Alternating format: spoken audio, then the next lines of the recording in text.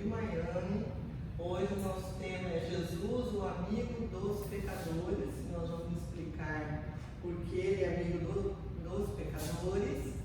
E eu queria, para começar essa aula, mandar um abraço aí, saudações aos nossos amigos e irmãos lá de Moçambique que têm acompanhado as nossas classes. O evangelista Feliciano, o João e todos os irmãos que têm acompanhado a gente através desse estudo. Muito obrigado pela compartilhar e também por estar conosco nessa jornada. Muito obrigado, que Deus abençoe a vida de vocês. Então, nós vamos falar de Jesus, o amigo dos pecadores, e eu gostaria de começar com este texto bíblico de Lucas 19:10, que diz: porque o Filho do Homem veio para buscar e salvar o que se havia perdido.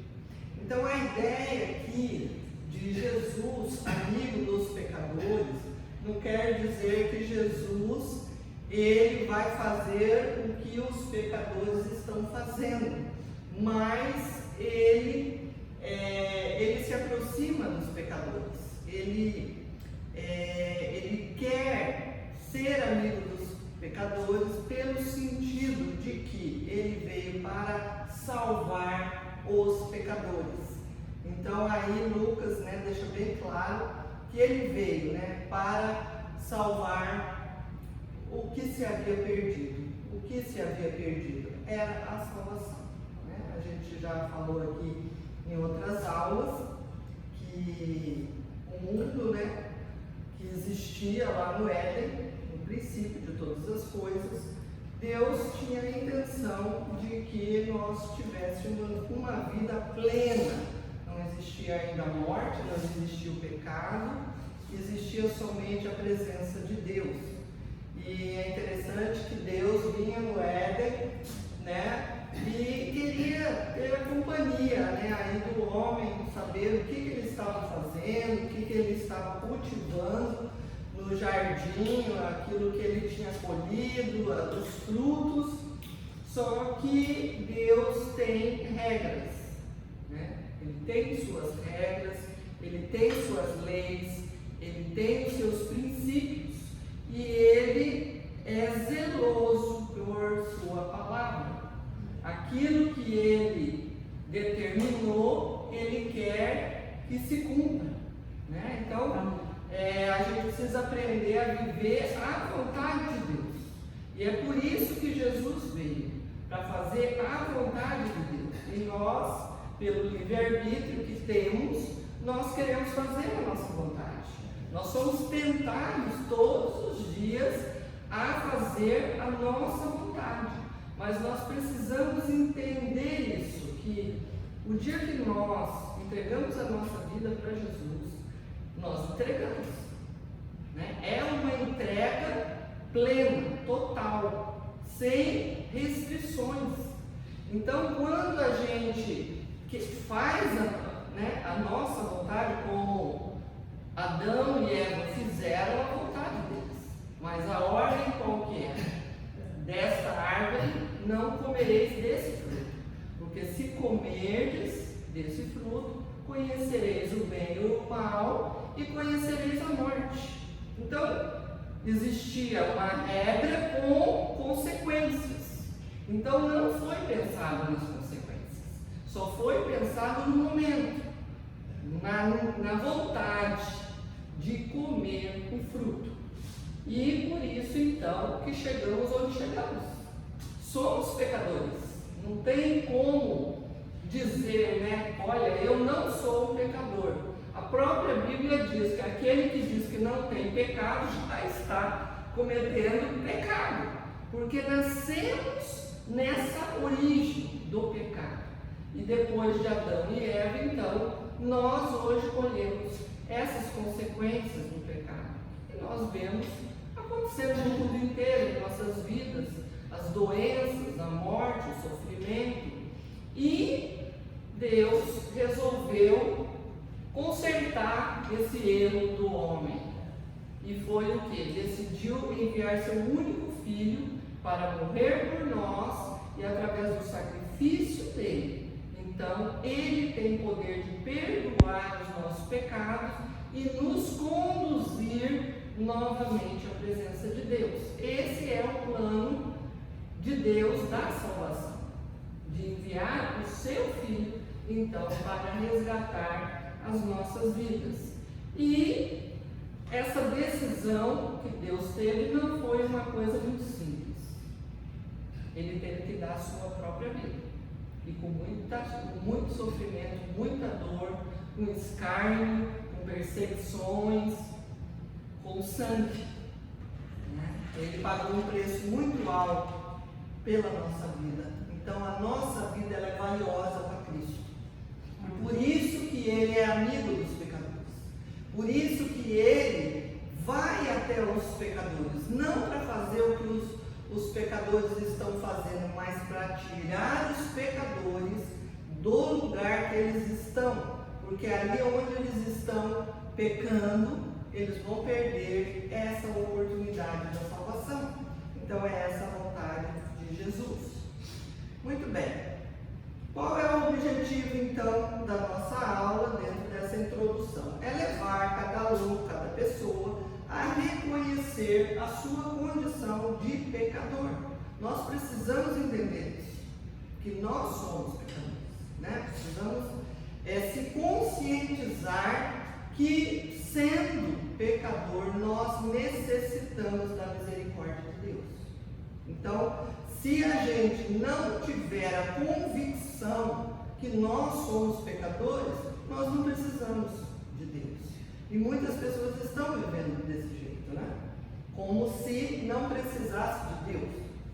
Então, a partir desse momento, né, nós podemos desfrutar de uma nova vida, né, que é o objetivo aqui da aula, demonstrar isso, que nós podemos, então, quando perdoados, desfrutar de uma nova vida e também se empenhar no ministério, então, da reconciliação. Então, nós precisamos lembrar disso todos os dias, que como crentes nós precisamos todos os dias se reconciliar com o Senhor, porque se nós deixamos que o nosso entorno, as coisas que vão acontecendo pela nossa vida, ficar produzindo no nosso coração impureza, nós começamos a nos distanciar então do Pai.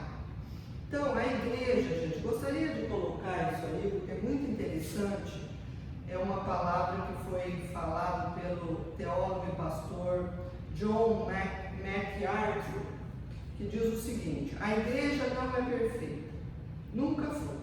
Algumas pessoas usam este fato como desculpa para manterem-se afastados da igreja, dizendo: eu gostaria de frequentar uma igreja, mas há muitos hipócritas ali. Nesse caso, eu penso: vem, temos lugar para mais um. Ou seja, todos nós somos hipócritas e temos algo em nós que precisa se alinhar com Deus, né? Porque se nós dizemos que nós não temos pecado, nós mentimos. Bom, Jesus ensina então sobre o pecado, né? Vamos pensar um pouco sobre o pecado. O que é o pecado? É uma afronta à vontade de Deus e sua glória. E pode se materializar através de quê? De ações, de gestos, palavras, bem como também pode ser praticado no campo da mente, com pensamentos contrários à lei divina. E vai além, né? Pois, por quê? Porque é possível pecar por omissão. Como que é isso? É alguma coisa que você conscientemente sabe que deve fazer o certo, mas você conscientemente deseja fazer o errado. Então, nesse caso, você está pecando, né? Por negligência, por falta de ação. Então, são essas vertentes, né? Por ações, por gestos, palavras e omissões.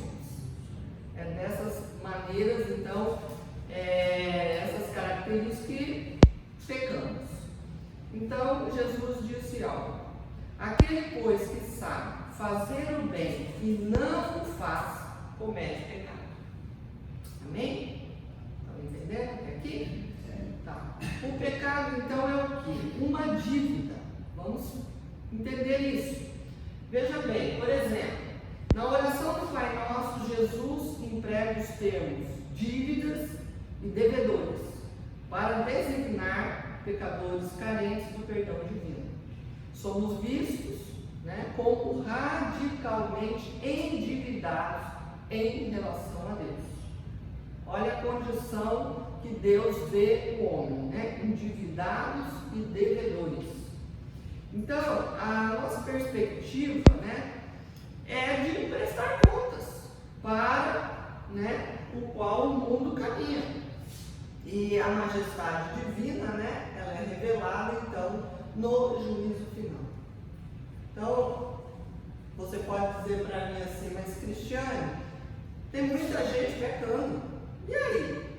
Não acontece nada com eles. Eles continuam pecando e pecando e pecando, e parece que a vida deles está melhor do que a minha.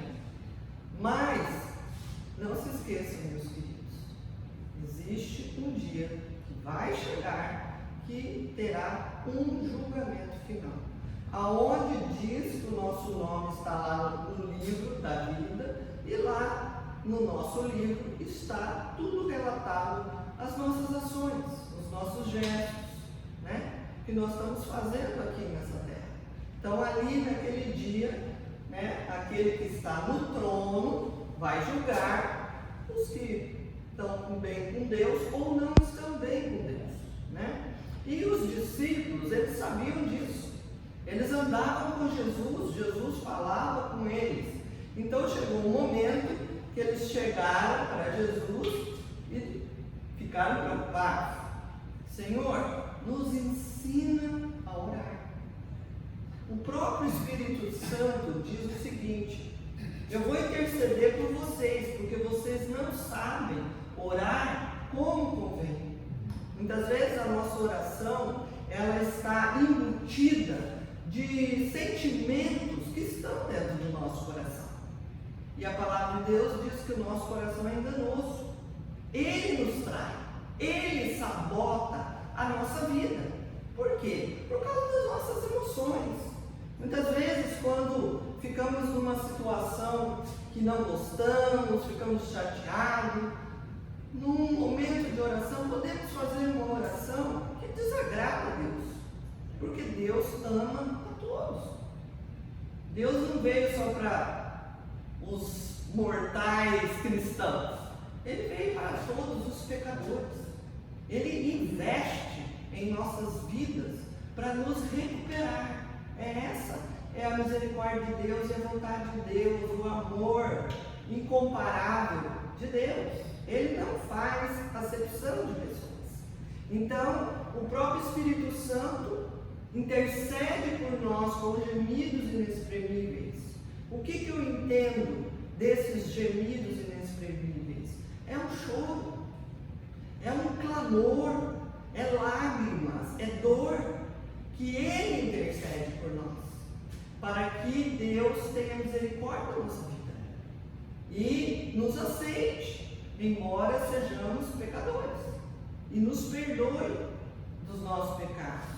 Então, os discípulos chegaram em Jesus: Senhor, nos ensina então a orar. E Jesus então ensinou a eles o ensino do Pai Nosso.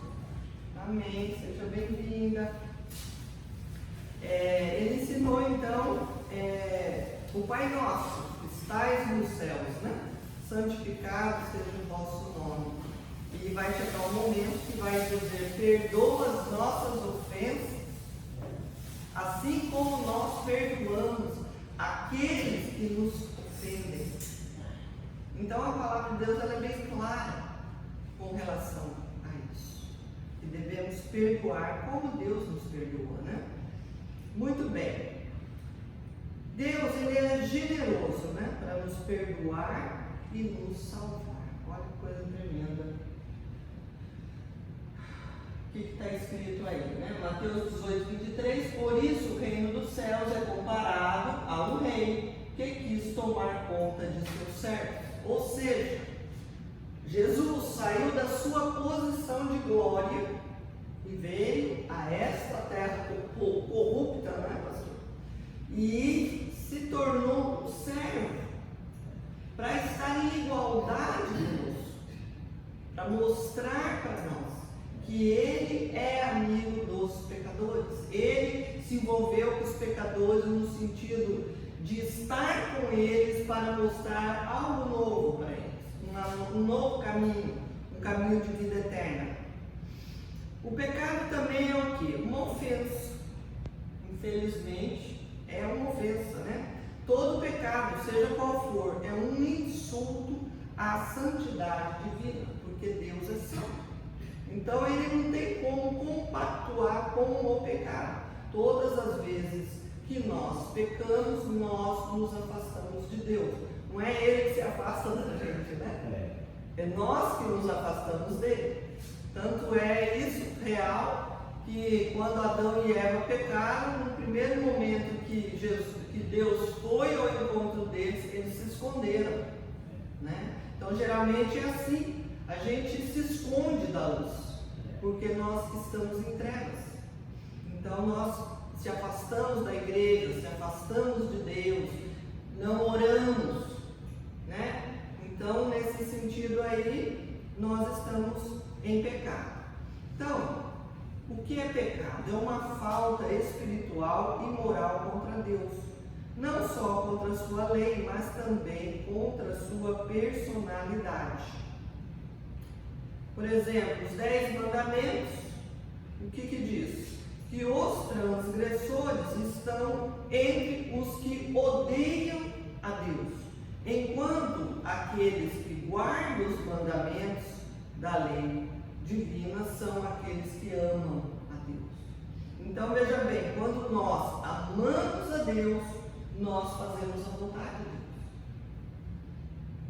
Tem muita gente dizendo que ama a Deus, mas não quer fazer a vontade de Deus, né? Infelizmente é uma realidade da nossa vida, né? Como seres humanos. Eu coloquei ali uma passagem aqui, né, que está em Êxodo 20, 5 e 6, que é aquela passagem, né, aonde Deus vai dar aquela sentença, né, que não é muito legal, que Ele vai visitar então os pecados dos pais nos filhos até a 4ª geração daqueles que odeiam a Deus. E a misericórdia, né? Milhares dos que me amam e guardam os meus mandamentos. Então, vamos dizer assim, é mais vontade de Deus de nos abençoar, de ter misericórdia, do que ao contrário, né? No fato aqui de dizer que Ele vai visitar então com maldição. E, infelizmente, existe esse princípio.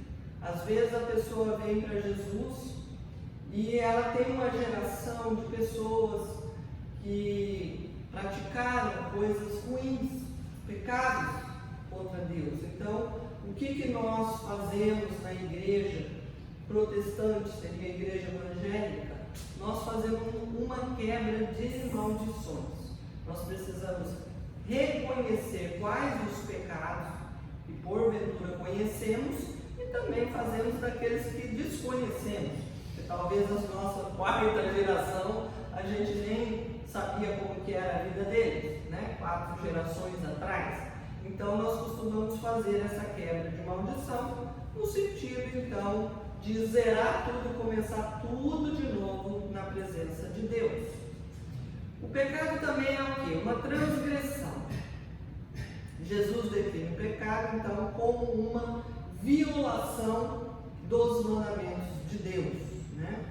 E aqui a gente tem como exemplo os fariseus. Por quê? Porque os fariseus, eles subtraíam o sustento dos pais necessitados sob o pretexto de que estava oferecendo a Deus algum sacrifício. Então, eles quebravam o mandamento da lei de Deus e diziam ao mesmo tempo que estavam fazendo a vontade de Deus. Entendeu?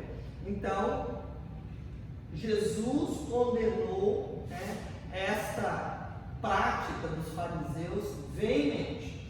E essa prática foi chamada de Corban, né? Isso em hebraico, que significa oferta, sacrifício. Então, o que eles faziam?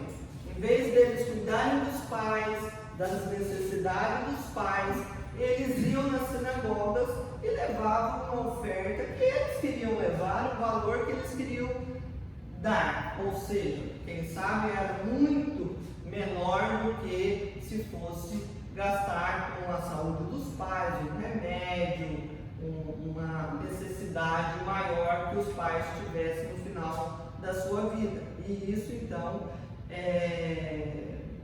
Jesus ficou assim muito indignado, né? Porque eles supervalorizavam então a tradição humana deles em detrimento do mandamento divino de honrar pai e mãe. Ou seja, eles transgrediram o preceito da lei que responsabilizava os filhos de cuidar dos seus pais. E aí nós temos uma gama, né, de exemplos na Bíblia que a gente poderia, se tivesse, né, um curso mais longo, poderia até estar dizendo. Bom, pecado também é o quê? Uma rebelião. Por que uma rebelião? Que podemos nos rebelar contra Deus. Ou seja, vamos dar um exemplo aqui, né? Quando Jesus passou aqui pela terra e ele falava ali aos sacerdotes, aos escribas, aos judeus, né? O que acontecia lá, né? Ele, quando estava ali pregando as suas mensagens, eles se opuseram contra Jesus. Tudo que Jesus falava, eles falavam contra. Não foi o que aconteceu? Eles perseguiram Jesus com violência, tentando até o quê? Matá-lo, e foram até que conseguiram realmente matá-lo, né? Então, isso é um pecado de rebelião contra a vontade de Deus. Então, eles praticaram o mal de uma maneira consciente e sistêmica. Todos eles decidiram no coração, né, se corromper em rebelião contra Deus. E foram no intento da maldade deles até que eles fizeram. Só que uma coisa que eles não sabiam, que todo esse plano era a vontade de Deus, para que nós pudéssemos ter uma nova chance de reconciliar com o Senhor Deus o Altíssimo. Bom, o pecado também é o quê? Uma escravidão, né? A pessoa, quando ela se entrega ao pecado, ela se torna um escravo, né? Ela se torna presa, né? Então esse é aquele que tem a prática do pecado, está no pecado, sabe que é pecado, mas não quer sair do pecado, né? Entra na prática e fica lá na prática do pecado. Às vezes está até dentro da igreja, né? Até ama Deus, talvez até lê a Bíblia, mas não quer largar daquele pecado que passou a conviver com essa pessoa, né? Então ele se torna aí infelizmente, né, um escravo do pecado. E o que acontece com essa pessoa? Conforme ela começa a viver no pecado, a sua natureza começa a ficar despersonalizada. É uma pessoa que não tem mais uma personalidade própria. Ela vai se transformando conforme a necessidade. Se tiver que mentir, mente. Se tiver que enganar, engana. Se tiver que ser dissimulado, vai ser dissimulado. Se tiver que ser um hipócrita, vai ser um hipócrita. E ele não sente nenhum peso por isso. Porque o pecado, ele tem essa tendência de deixar a pessoa completamente cega. Né? A palavra de Deus diz que o diabo cega o entendimento da pessoa. E a pessoa fica sem entendimento. E a pessoa, então, vai ficando com uma natureza desfigurada. Aí, quando as consequências já estão muito maiores, né? A pessoa já muitas vezes se entrega, né? Aquele pecado de tal maneira que não fica mais nem sendo a pessoa em si. Ela é um zumbi, ela é um alienado, uma pessoa que está fora de uma realidade, vive num mundo de fantasia, né? De achar que aquilo lá é que é o certo. Então, toda corrupção leva o homem à própria destruição. Pecar é desmoronar o próprio ser e caminhar para o nada. Então, por isso que nós temos essa obra maravilhosa de Jesus, libertadora, né, de Cristo, que diz: e conhecereis a verdade, e a verdade vos libertará. Palavra maravilhosa. Porque quando a verdade de Deus entra em nosso espírito, em nosso coração, acontece algo sobrenatural em nossas vidas. Agora nós vamos falar um pouquinho sobre tipos de pecado, tá? Hoje a nossa aula é Jesus, amigo dos pecadores. Então precisamos falar um pouquinho sobre esse assunto para entender tudo que Jesus está fazendo de bom na nossa vida, na vida do nosso próximo. Então, tipos de pecado. Um dos pecados, incredulidade. Às vezes as pessoas acham que incredulidade é simplesmente a pessoa está incrédula, mas o incrédulo, ele está em pecado contra Deus, né? Nós podemos ver aí que os 4 evangelhos, chamados sinóticos, eles se ocupam em descrever o pecado em suas várias manifestações. A gente vai ver vários casos, né? E no caso, por exemplo, do apóstolo João, ele usa, né, a escrita dele para dizer que Jesus enfatiza o pecado enquanto princípio gerador da descrença. Ou seja, aquele que não crê que Jesus é o Filho de Deus, ele comete pecado. Às vezes por omissão, talvez porque nunca ninguém chegou e pregou verdadeiramente a palavra para a pessoa, então a pessoa está numa ignorância, mas continua no pecado, né? E nós precisamos, meus queridos, entender alguma coisa aqui, que às vezes a gente se equivoca, ou seja, nós precisamos separar o que é o ímpio do incrédulo, porque muitas vezes a gente acha que o incrédulo é ímpio e o ímpio ou vice-versa, né? Mas vamos entender que a impiedade é a falta de piedade. Já a incredulidade é a falta da crença da fé. Então, ser incrédulo é algo terrível diante de Deus, pois não crê no próprio Deus. Então, os contemporâneos aí, então, de Cristo, eles viram Jesus fazer sinais e prodígios e nem assim eles conseguiram crer na divindade de Jesus. Então, foi um pecado assim, não de omissão, né? Foi um pecado claro que estava ali na cara deles. Imagina, hoje nós não temos Jesus aqui, estamos crendo, né? Pela fé. Agora você imagina você ver o próprio Cristo no meio daquele povo, pregando, fazendo milagres maravilhosos e mesmo assim não crer, né, em Jesus. Passar para frente. Outro pecado, a hipocrisia. É um pecado. É um pecado que se expressa pelo meio da dissimulação. É interessante que essa palavra, ela vem do grego, tá? Hipócrite, né? Alguma coisa assim. Então é aquele que, sendo mal interiormente, ele ostenta que ele é bom. Então esse é o hipócrita, né? Porque por dentro a coisa tá feia, né? mas ele dá uma de que ele é santo, de que ele é uma boa pessoa, de que ele é uma pessoa confiável, né? Agora, veja bem, isso é uma coisa assim tão forte, né? A hipocrisia, porque é uma pessoa dissimulada, é aquela que usa uma máscara da falsidade, para que todo mundo veja aquela pessoa com a carinha de cristão, né? Aquele que está na presença de Deus, dentro do campo, vamos dizer assim, espiritual, dentro das igrejas, né? E porque lá fora, no mundo, isso é uma coisa muito natural, ser falso, né? Mas Jesus desmascarou tal pessoas.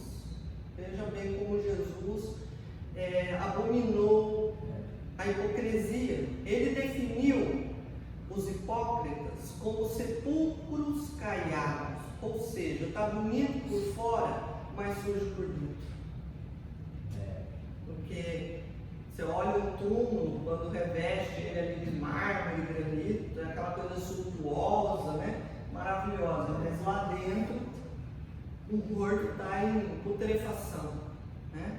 Então é assim que ele realmente falou sobre os hipócritas, de uma maneira bem dura, né? E outra coisa que o hipócrita faz, ele valoriza as aparências, ele vive de aparência, né? E despreza os conceitos mais importantes, então, da lei de Deus. Ele procura os holofotes, né, para as práticas religiosas. A palavra de Deus diz que os fariseus eles iam nas praças para pregar, para louvar a Deus, mas a intenção e a motivação deles não era atrair realmente as pessoas para Deus, era de se aparecer, era de ganhar evidência no meio do povo. E Jesus então repudiava isso de uma forma bem acentuada, e ele falou muito ruim a respeito então do orgulho na incredulidade deles. Existe também, as pessoas às vezes não pensam sobre isso, mas existe também o pecado da ignorância. Que às vezes a pessoa, poxa, mas ele, né? É um ignorante da Bíblia, ele não conhece, né? Mas a Bíblia, ela pontua que o homem pode cometer então pecado inconscientemente. Ele nem sabe, mas ele está cometendo pecado, não deixa de cometer, né? Por exemplo, os que zombaram de Jesus lá no Calvário, eles tinham consciência da magnitude, seja bem-vinda, dos seus pecados. Eles não reconheceram então o verdadeiro Messias. O que acontecia? Outra questão.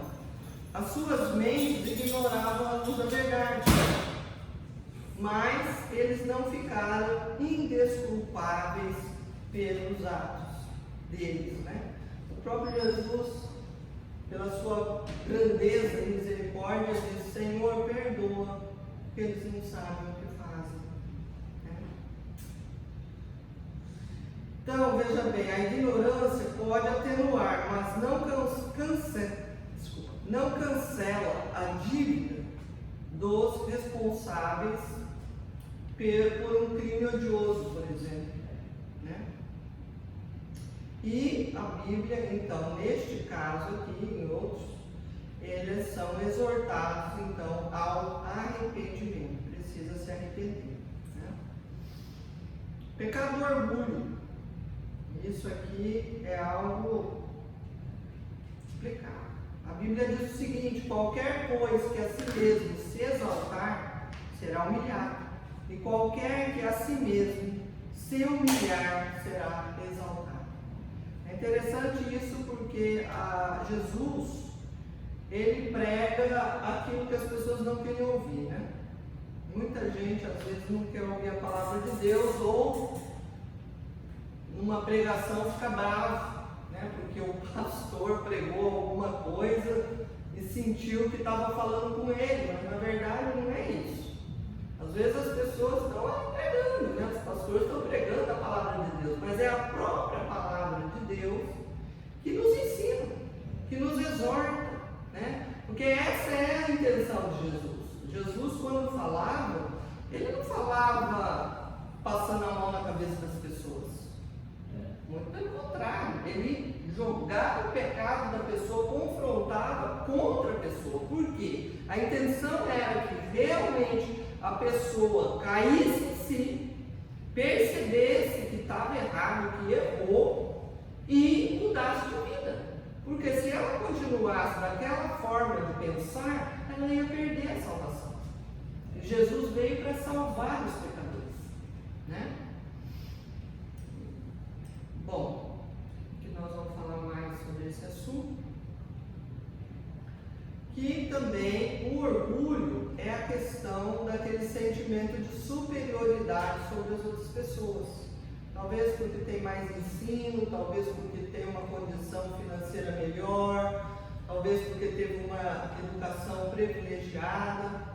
Então, dependendo daquilo que a pessoa talvez fez, que ela tem um diferencial, ela se orgulha, porque ela se sente melhor do que as outras pessoas. Mas essa não é a vontade de Deus, né? A vontade de Deus é ao contrário. É aquele que se humilha é que vai ser exaltado, não o que se exalta, né? Então Jesus reprovou veemente essa prática, né?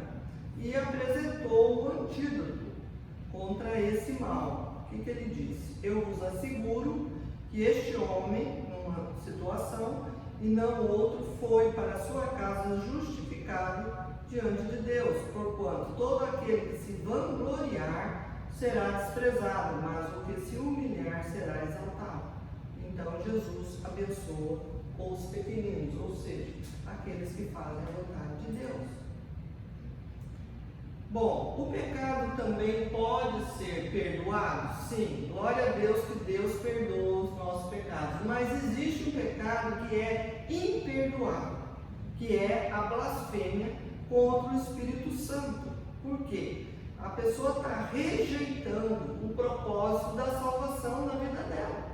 Quer dizer, é a última chance que a pessoa está tendo e ela está lançando aquela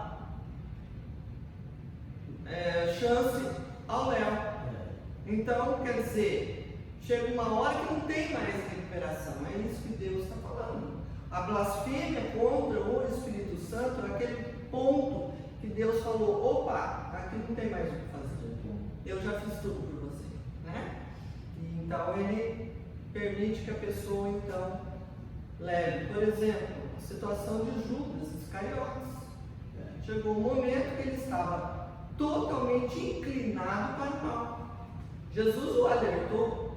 Jesus falou: Satanás está pedindo já a tua alma. E mesmo assim ele não quis saber, foi em frente para vender Jesus por 30 moedas de prata. Não tinha mais jeito para ele, né? Ele não quis ouvir mais. Então ele pecou contra o Espírito Santo.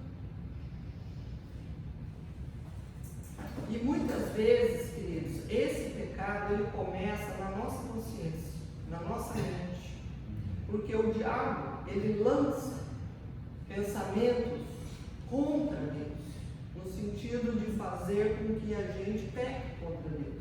Nós precisamos vigiar os nossos pensamentos e principalmente o nosso coração, porque se o nosso coração estiver mal, é um momento que é uma brecha para ele entrar e fazer algo muito pior e prejudicial para a nossa vida, né?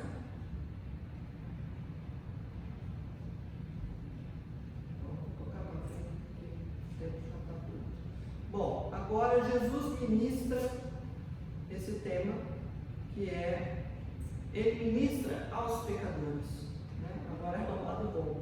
Por quê? Jesus, ele valoriza o indivíduo. Porque o pecado, ele desumaniza o ser humano e ofusca a beleza do Criador que lhe conferiu. Ou seja, Jesus, o Espírito Santo e o próprio Deus disse: vamos fazer você, ser humano, a nossa imagem e semelhança.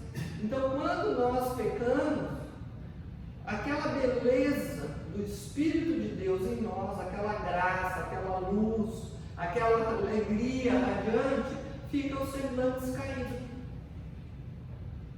O semblante fica mal, fica entristecido, fica para baixo. Então isso aí não glorifica a Deus. E esse é o problema do pecado. Então Jesus quer o quê? Recuperar o ideal original que Ele criou em nós. É essa a ideia. Ele quer ver Ele bem.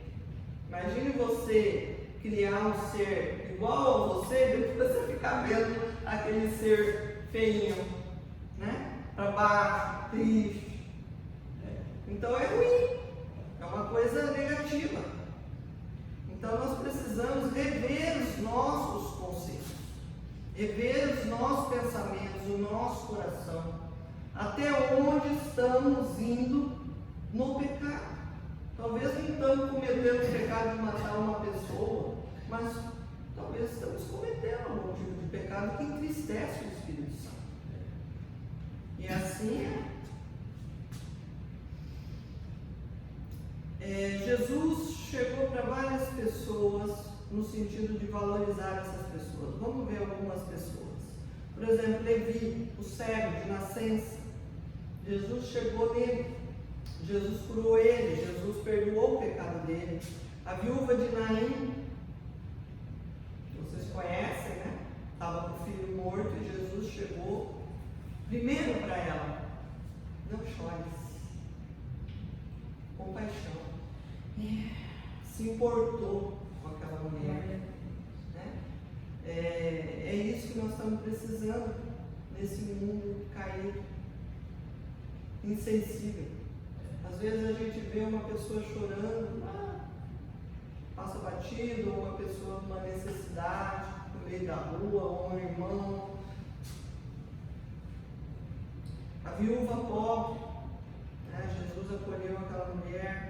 Natanael, Zaqueu tinha um problema de estatura, um problema talvez que ele tinha algum complexo, mas Jesus foi ali e trabalhou nas emoções dele. Zaqueu, hoje eu quero ir na sua casa.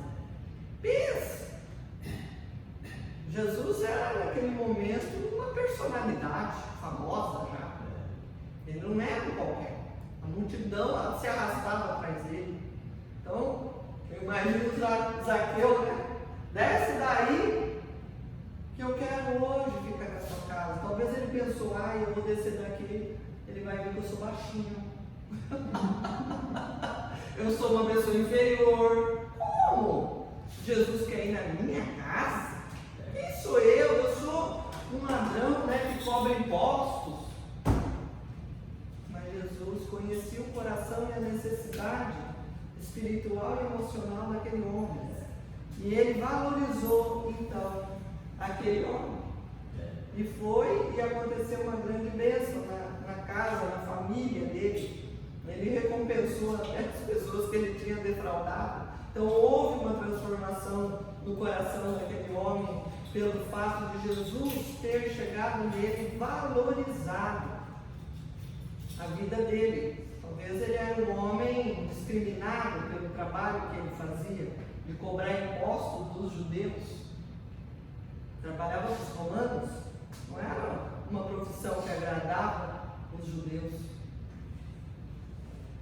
Então Jesus era uma pessoa que estava preocupado com as necessidades humanas. Ele se concentrava em conhecer o que aquela pessoa estava passando. Eram indivíduos, não era na massa. Quando Jesus decidiu curar alguma pessoa, ele chegou direto naquela pessoa.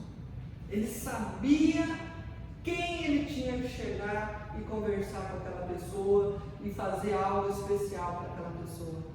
Era isso uma grandeza de Jesus, né? Eu fico assim, né, pensando que bom seria a gente estar lá quando Jesus passou, né, por aqui. Então ele separava o indivíduo na multidão e direcionava então diretamente a ele, né? E ali então ele mostrava o seu poder restaurador pelo seu amor. Olha que coisa tremenda. E eu vejo assim, Jesus para ensinar o amor dele, né? É algo que não tem explicação, o amor de Cristo. Porque não é esse amor que a gente conhece, né? Aqui da terra, o amor do filho, o amor por uma esposa, o amor por um cachorrinho. É uma coisa que supera tudo isso. E muito mais além. Quando ele diz, você levou um tapa, dá outra face. Não é fácil não. Não é fácil você seguir Jesus. Não é fácil. Mas ele nos capacita. Se a gente abrir o coração para Jesus, ele nos capacita para fazer a vontade dele. Ele mesmo nos capacita para fazer a vontade, porque ele conhece a nossa estrutura. Ele sabe do que somos feitos, né? Então, Jesus, ele não é a favor do pecado. Embora ele seja amigo do pecador, ele se opõe ao pecado, mas ele apoia o pecador. Precisamos entender isso, né? Coisa tremenda isso. Então, Jesus reprovava de modo veemente o pecado, mas acolhia bondosamente, com o intuito de encaminhar aquela pessoa à plenitude de Cristo. Hoje em dia, às vezes, na nossa caminhada cristã, a gente se depara com pessoas difíceis, pessoas rebeldes, pessoas que não obedecem a Deus, pessoas ignorantes, pessoas hipócritas. E qual que é o nosso desejo muitas vezes? Deixa pra lá essa pessoa aí, deixa aí, vou dizer que vai pro inferno. Mas não é assim. Essas pessoas Jesus ama, e muitas vezes Jesus nos usa para chegar nessas pessoas, ainda que ganhemos uma porta na nossa cara. Ainda que ganhemos uma porta na nossa cara, mas nós precisamos tentar. Porque Jesus, ele tentou, ele fez esse trabalho, né? Quantas pessoas no começo confrontaram Jesus? Nicodemos, por exemplo. Nicodemos era um homem sábio, um homem estudado, um homem que conhecia a Torá de frente para trás, de trás para frente. Ele era um sacerdote, ele era um mestre. Ele ensinava a palavra. E no primeiro momento ele se indignou, como todos os outros, contra Jesus. Mas teve um momento que ele foi tocado pelo Espírito Santo de Deus. E ele quis conhecer Jesus. Ele se aproximou de Jesus, ainda que de noite, para ninguém ver ele, né? Mas ele chegou até Jesus. E o que Jesus falou para esse homem? Você precisa nascer de novo. E é muitas vezes isso que nós estamos precisando. De nascer novamente. Não voltar lá para a barriga da mamãe nossa, como ignorantemente e espiritualmente ignorante, né? Nicodemos diz. Mas verdadeiramente mudar a nossa mente, mudar as nossas atitudes com relação ao nosso próximo. E Jesus era essa pessoa movida por terna compaixão. Ele sabia cuidar das ovelhinhas com muito amor e muito carinho, mesmo aquelas que eram uns cabritinhos, né? Em vez de ovelhinhas. E diz a palavra seguinte: ao ver as multidões, Jesus sentiu grande compaixão pelas pessoas, pois que estavam aflitas e desamparadas, como ovelhas que não têm pastor. E é muitas vezes assim que nós nos sentimos nas nossas vidas, nas nossas pelejas, nas nossas dificuldades, em tempos sombrios, tempos de tempestades. Parece que Jesus sumiu, parece que a gente está perdido e abandonado. Mas lembre-se, Jesus está nos segurando no colo nos momentos mais difíceis da nossa vida. E a gente nem imagina que Ele está cuidando de tudo para nós. Ele está no controle de todas as coisas, inclusive da nossa vida. Então o Evangelho registra muitas vezes a compaixão de Jesus, né, na vida dos necessitados. A missão de Jesus era resgatar o homem, né, e trazer ele de uma forma solidária. Jesus não mediu esforços para aliviar as cargas. E ele diz, né, vinde a mim, todos os que estão cansados, sobrecarregados, eu os aliviarei. Troca comigo de fardo, eu vou ficar com o seu, você fica com o meu, que é leve. E a gente precisa aprender a andar desse jeito, trocando com Jesus o nosso fardo, porque humanamente, às vezes é muito difícil a gente caminhar com os nossos fardos. Nós precisamos chegar em Jesus e largar lá e falar, Senhor, toma. Eu quero ficar tranquilo, eu quero ter paz. E é incrível que quando a gente faz isso e a gente deixa Jesus trabalhar na nossa vida, Ele entra e Ele faz coisas tão especiais, tão maravilhosas, que depois a gente fala, uau, como é que isso aconteceu? Como é que Jesus fez isso? Nem eu sei, mas de fato Ele faz, né? Então a compaixão de Jesus é também especialmente indicada como a principal dos momentos em que Ele tocou e curou certas pessoas. Porque Ele ia andando no meio da multidão, Ele ia vendo as necessidades físicas, emocionais, psicológicas, mentais. E ali aonde estava, né?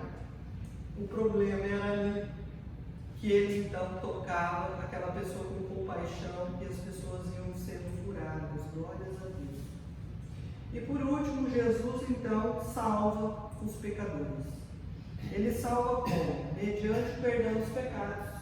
Vamos entender isso. Que Ele tem poder para perdoar pecados. Porque Ele é o nosso Criador. Ele veio, Ele conheceu as nossas dificuldades. E Ele, melhor do que ninguém, sabe o que nós passamos no nosso dia a dia. Então, Jesus, Ele perdoava, mas quem Ele perdoava? Aqueles que se arrependiam.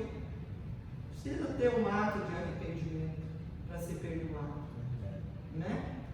Não dá para a gente ser perdoado simplesmente porque a gente quer ser perdoado. Ah, Jesus, me perdoa aí e tal. Tá, tudo bem, me perdoa, só que daqui a pouco a gente vai pecar novamente. Então, quando a gente verdadeiramente se arrepende, nós não voltamos a cometer aquele pecado, né? A gente realmente percebe que aquilo acabou na nossa vida, né? Aquilo que estava nos escravizando, depois desse arrependimento e perdão, a gente está liberto, né? Às vezes as pessoas falam, não consigo me libertar de parar de fumar, né? Eu sou escravo do cigarro há 20, 30 anos, 50 anos, mas o encontro com Jesus, Ele é capaz de fazer isso desse jeito. E eu sou prova disso porque eu vi isso acontecer com meu esposo. Meu esposo fumava quase que um atrás do outro. Eu, como não gostava que fumasse dentro de casa, ele saía para fora depois da janta, depois do almoço, vou levar o lixo. A desculpa dele. Um dia Jesus pegou ele. Algo lindo, maravilhoso. Foi incrível, gente. Mais de 30 anos. Ele chegou em casa e só falou assim, a partir de hoje eu não vou fumar mais, porque Jesus me libertou. Então, isso tem mais de 23 anos. Nunca mais pegou um cigarro. Então eu vejo, sabe, essa transformação de vida que é possível acontecer na presença de Jesus. É uma cura que Ele faz extraordinária. É muito maravilhoso isso. Precisamos também se converter. Jesus nos perdoa quando nos convertemos, nos arrependemos pela fé e nos convertemos. O que é conversão? É se voltar para Deus, é obedecer a Deus, é fazer a vontade de Deus. Agora, eu não posso me converter, vir para a igreja e dizer que eu sou um convertido, mas eu continuo pecando. Aí eu sou rebelde. Aí eu estou fazendo o pecado da rebeldia. Então, o termo, gente, para arrependimento, vem da palavra grega metanoia, que significa o quê? Uma mudança completa de sentido. Ou seja, você está indo numa direção aqui, agora eu vou ao contrário, noutra direção. Né? Uma transformação radical de mente. Você simplesmente não faz mais a tua vontade, mas você vai fazer a vontade de Deus, que é, só lembrando, boa, agradável e perfeita. É muito bom fazer a vontade de Deus, não tem erro. A vida melhora 100% quando fazemos a vontade de Deus, porque a consequência da vontade de Deus é plena de coisas boas na nossa vida, não tem porquê, né? E aí, Jesus faz o quê? Ele nos concede a vida eterna. Então, as vantagens são eternas. Né? Não tem como dizer, não, eu não quero morar no céu. Não ver mais a morte, não ver mais a tristeza, a depressão, as doenças. Ter uma vida plena de paz na presença de Deus. É algo transformador e maravilhoso. Então, conclusão, vou ler isso aí. Jesus mesmo tendo cometido, Jesus mesmo não tendo cometido pecado, assumiu a missão de resgatar os pecadores. Inspirados em seu exemplo, nós, pecadores redimidos, devemos nos empenhar em alcançar os perdidos. Porque veja bem, quando Deus faz uma obra maravilhosa na nossa vida, Ele está contando conosco para continuar a missão que Ele já começou. Porque Ele disse o quê? Ide, pregai o Evangelho, ide a toda criatura, ide para todas as terras longínquas, aonde você for, dê o seu testemunho, fale de Jesus, porque em algum lugar tem uma pessoa que está precisando de Jesus. Então, que nós possamos ser esses adoradores de Jesus, né, que faz a vontade de Deus e não só a nossa. Vamos fazer a nossa em algumas coisas, claro, temos vontade de coisas lindas e maravilhosas, mas nós precisamos fazer a vontade de Deus. Muito obrigada pela tua paciência, por estar aqui conosco e, se Deus quiser, estaremos aqui novamente para mais um estudo bíblico. Deus abençoe.